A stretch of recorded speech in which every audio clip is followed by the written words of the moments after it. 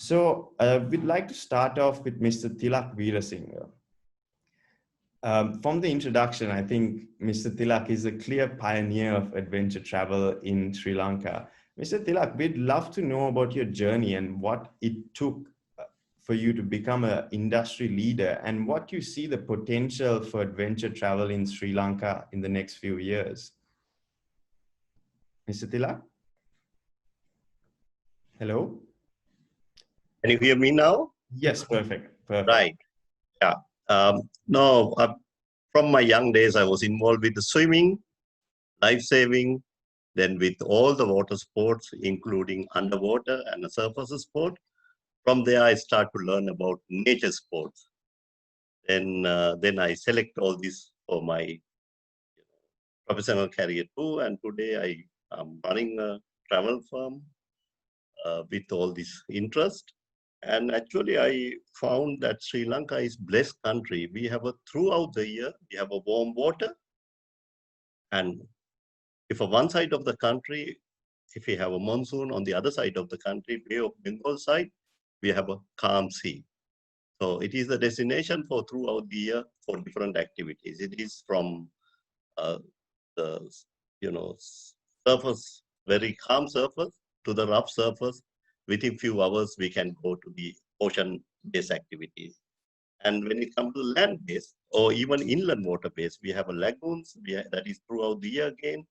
Then we can do kite surfing almost 8 to 9 months a year.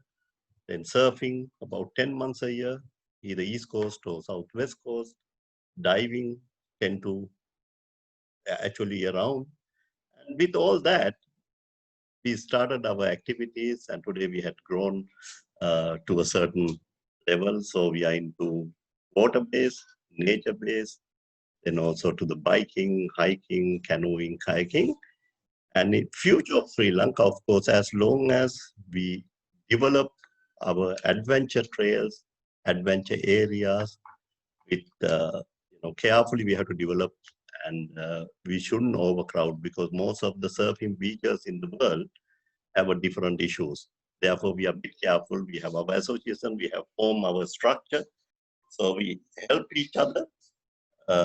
We are trying to develop and looking the future forward, to take this forward in the activities, because we are blessed by the right environment here. And if you think about the way forward, I think we need a lot of training.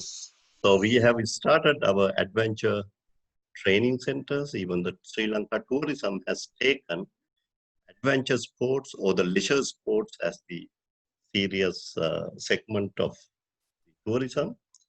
So we start to train our guide and our chauffeurs, and also the people who are into activities, and they are trained into a different level. So these are some of the activities, what is happening. Thank you, Mr. Weerasinghe.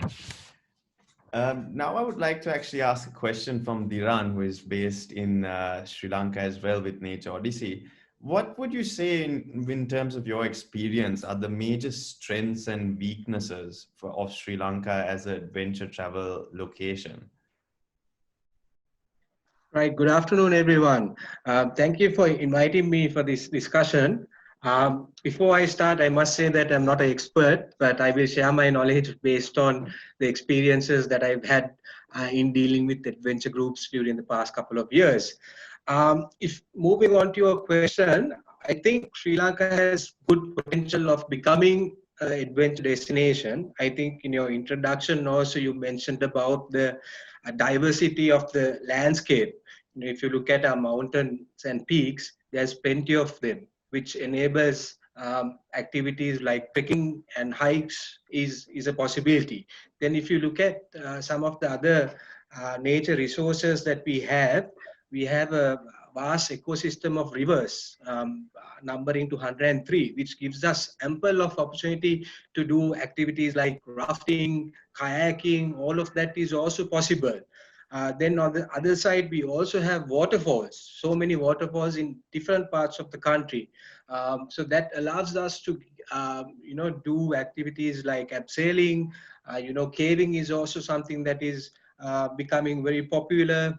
The next thing, my next point is that our rich biodiversity adds an additional sense of adventure to any activity that we do. For example, if you're on a hike in Knuckles and you see endemic species of bird, that gives you a sense of additional value to whatever experience that you're offering.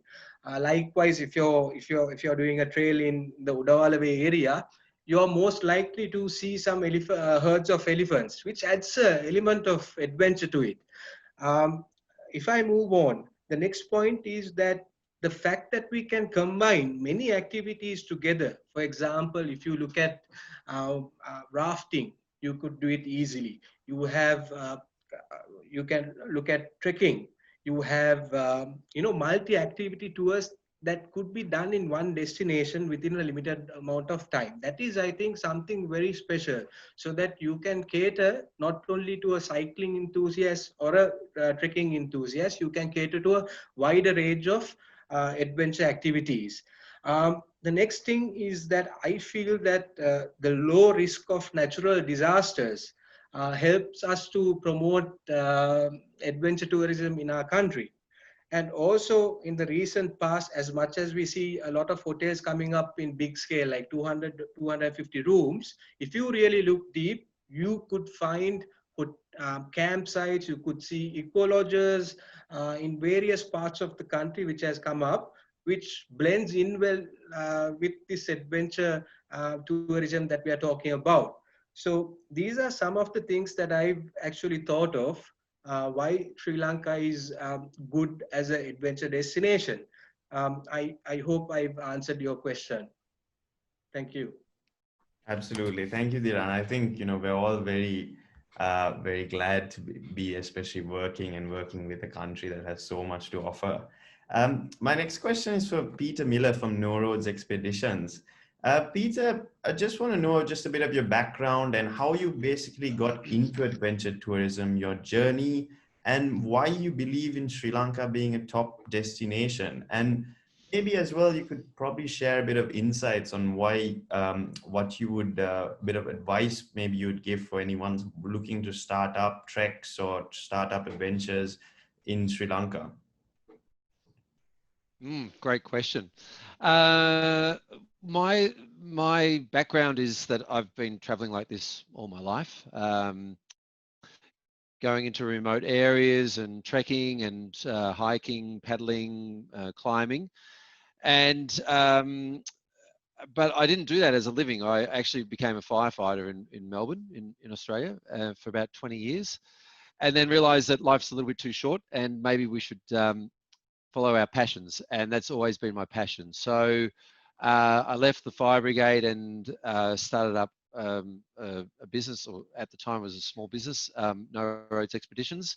And we started in Indonesia, yeah. And basically it was just doing exactly what I was passionate about. So I'm going to answer the third question first, in a sense. For those who are looking at getting into whatever you're doing in life, I think you've got to start with passion, yeah. And if you have a passion behind you, then you can get through all the hard stuff. And the hard stuff is the very beginning, when there's resistance of people telling you that you can't do it. You don't have any skills, you don't have any money, you don't have any of this sort of stuff. If you're passionate, you'll do it. Yep. So that's my only real advice for people who want to start a business is, if you're passionate, follow your dreams. Yeah. And Thilak, I'm sure it was the same. Yeah. He just loved doing water sports and swimming and all that sort of stuff. And that's what gets you through the hard times. Yeah. Is passion. And then, yeah, so then I started the business in Lombok, and I discovered that there were other people out there that liked doing it too, right? So, and they liked me putting adventures together. So that's how we started in Indonesia. Then we went to Papua New Guinea, which is a super remote very difficult place to operate because they have no infrastructure. They have really no, other than water sports, really no heritage for tourism. There are no roads that are connecting the capital city of Port Moresby to anywhere else in the country, so you have to fly or catch a boat. So there's really, it's a very difficult place to operate. But again, people really liked it, and that's where we really grew our business, was in Papua New Guinea. And then we expanded obviously into places like Timor-Leste, other parts of Indonesia, Nepal, Europe, and into South America. But then I was, a friend of mine, Stuart, who's on the panel tonight, he is from Sri Lanka. He used to be a guide, or still a guide with No Roads. And he said, hey, let's go to Sri Lanka. And to be honest with you, at the first, I'm thinking Sri Lanka, there's a lot of people, there can't be much nature. What has it got to offer? I didn't really know much about Sri Lanka, right? Well, I went, yeah, and Sri Lanka is gifted with a lot of great stuff for adventure travel. It really is, yeah. Now, I'm not into the, I mean, I do a lot of sea kayaking with parts of my business, but my main passion for Sri Lanka is your mountainous areas in the central part of Sri Lanka. And that has a lot of potential, yeah. And you know what, getting back to what Dhiran was saying, you know, that there is a lot of stuff to do in Sri Lanka, but you know, a lot of the stuff that attracts people to Sri Lanka isn't the adventure in the start. It's your culture, your food, great food, yeah.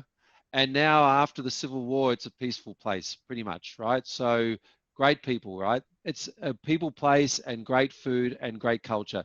That's what you have as a base, right? And then you have all of this other stuff, adventure stuff, that you can offer on top of that. So for people who go on adventures, it's not just about the adventure. Like people who go to Nepal, who want to go trek to Everest Base Camp, it's not just about Everest Base Camp, it's the culture and the food and the people that make the trip, right? And Sri Lanka has that too, right? So there's a lot of great stuff that Sri Lanka has. I was just looking at a map. One of my favorite areas of Sri Lanka is near Horton's Plains and the Peaks Wilderness Sanctuary. I've been talking to Max and Stuart about this for a long time. The Peaks Wilderness Sanctuary is untapped. And this is an area that needs to be opened, needs infrastructure, it needs hoteliers, it needs guest houses, it needs guides to be trained. That is a gold mine there, you know. So anyway, as you can see, Sri Lanka. Thanks, Max. Brilliant, Peter. Thank you so much for that introduction and sharing your love for Sri Lanka. The next question